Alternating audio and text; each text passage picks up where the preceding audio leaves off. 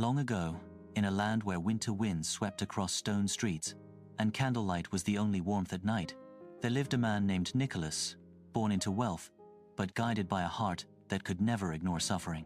From a young age, Nicholas noticed what others often overlooked: the quiet hunger in a child's eyes, the heavy silence in homes where hope had run thin, the way people smiled in public but cried when no one was watching. When his parents passed away, leaving him a great fortune, Nicholas made a choice that surprised everyone. Instead of building a grand life for himself, he decided to use his wealth to ease the burdens of others, but always in secret, believing true kindness did not need applause. By day, he lived simply, blending into the town as an ordinary man, but by night, he became something else entirely, moving softly through narrow streets, carrying sacks of food, warm clothes, and small coins. He listened carefully to the worries people spoke aloud, and the ones they never dared to say, remembering names, faces, and needs.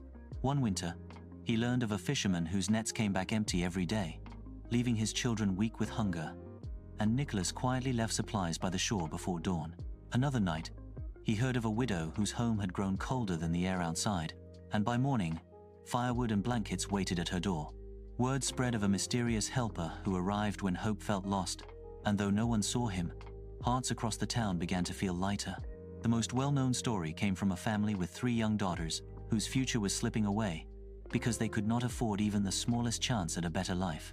On Christmas Eve, while snow covered the rooftops and the town slept, Nicholas climbed carefully onto their roof and dropped small bags of gold down the chimney, where they fell into stockings left to dry by the fire, changing their fate forever without revealing his name.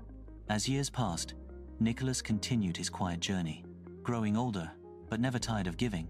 Even when his body weakened and his steps slowed, children began to believe that Christmas night held something special, not because of riches, but because kindness seemed to find its way into their homes when the world felt darkest.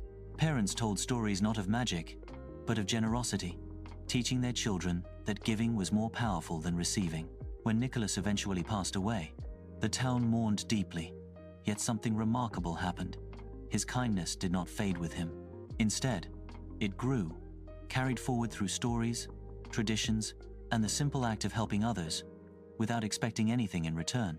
Over time, his name changed, his story traveled across lands, and the man became a symbol, St. Nicholas, then Santa Claus, not defined by gifts or legends, but by a spirit that reminded people to care for one another. And so, every Christmas, when lights glow against the cold night and gifts appear without names, the world unknowingly honors the life of a man who believed that compassion could change lives, that hope could be restored quietly, and that the truest magic of Christmas is found not in what we receive, but in what we choose to give.